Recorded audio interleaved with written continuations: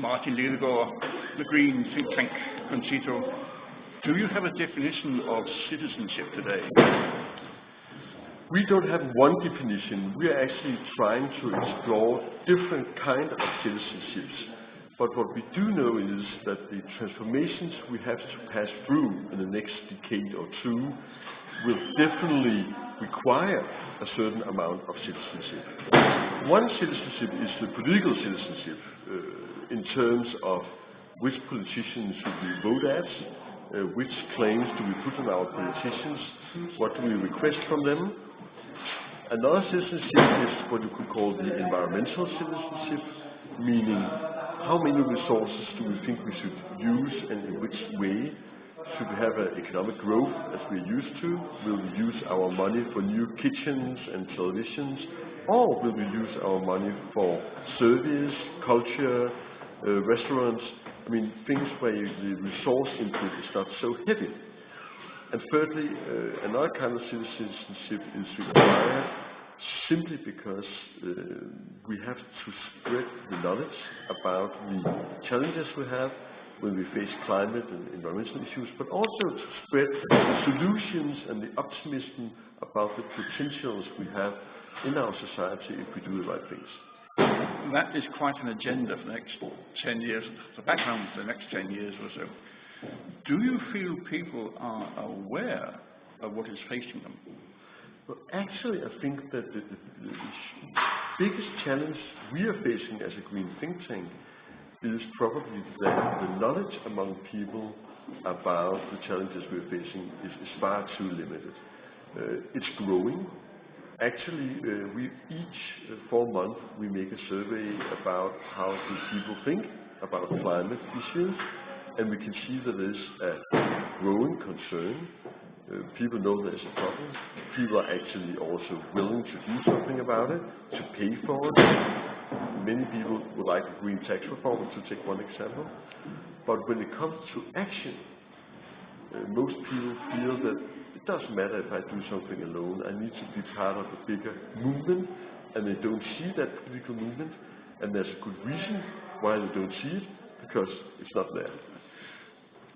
So a lot of this will be up to the politicians to enact laws that will regulate the way we live, perhaps. But do not see that again as being a way of affecting the citizenship, the rights that we feel as citizens. I mean, the relationship between citizens and politicians is, as I see it, like the chicken and the egg. You can't just have policy in free air. I mean, policies are mirroring, to some extent at least, in democracies, they are mirroring the population, and the population is forming the policies to a certain extent.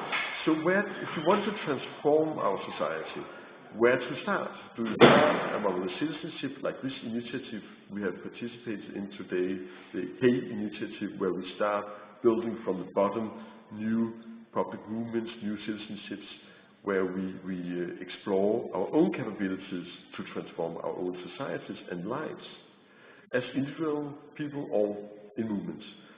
Or does it take political decisions, new laws, new economic incentives to actually make that transformation?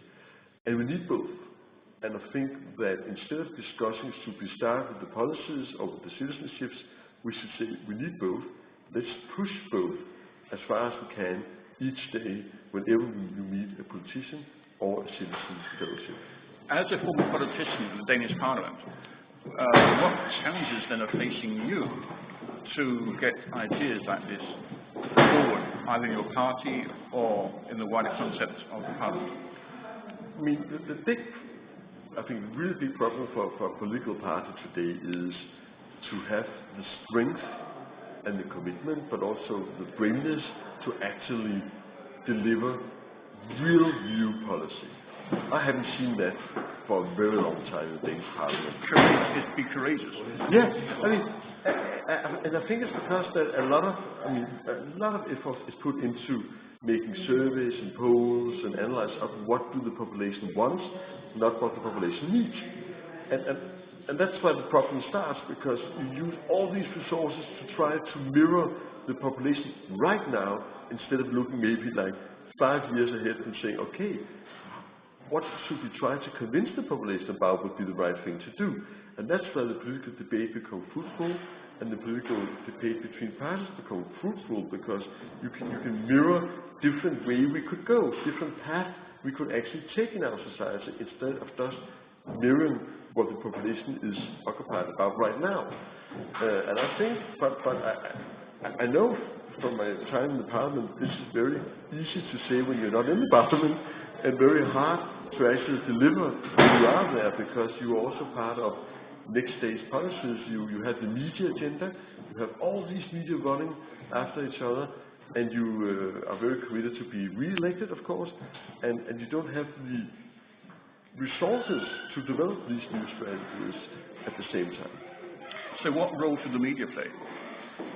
I think, actually, unfortunately, right now, the media play a quite destructive role, in the sense that as I see it, just the amount of news has been doubled within the last 15 years. So the media agenda is not a fixed agenda where it's being multiplied. We have thousands of agendas running, and each of them at a quite superficial level. And I don't know how to deal with this, because on the other hand, I don't want to steer or to put any pressure on the media as such. But it's quite obvious that we need stronger media, critical media focus on the areas which obviously will have to become under dramatic political change. And I see no critical commitment from the media right now to address themes like environmental issues, to address the obvious problem that 40% of the Danish population is not on the labor market. Things like that, heavy issues, which are difficult to engage in as a journalist, and difficult to write articles about. But this is where the changes are. This is where the critical journalism should be.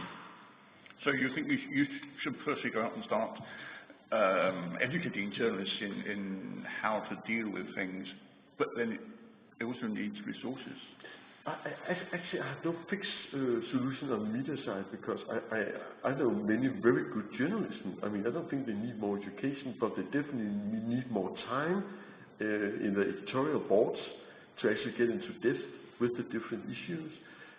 They also need to be allowed to stay in the same area for maybe just 2 years and not only 2 months. Very few journalists actually have the possibility of that. So it all goes back also to the structural development of media, and it takes some decision in the boards of the media, I think, and maybe a more sharp division of labor in different media on what should it be. To a certain extent, it's absurd that if you look at the big mirrors in daily news, you will have the same headlines in all the different news, instead of you have a variety of different angles on the society. Of course, it's not completely fair what I'm saying here, but in general, I think we need more specialization from the media and more focus on their critical skills. So the people need to be better at it, the politicians need to be better at it, the media needs to be better at it. Yes, we all need to be better. The good news here are that the potentials are there, and I feel this growing. I actually feel a bigger and bigger commitment. I've been out 150 times making speeches last year to very, very different kinds of people, from the grassroots movements of the autonome in Denmark to the board of Danish industry. The commitment is definitely there, but the direction is wondrous. Okay. Martin Lidegaard, thank you. Michael de Laine for the Copenhagen Voice.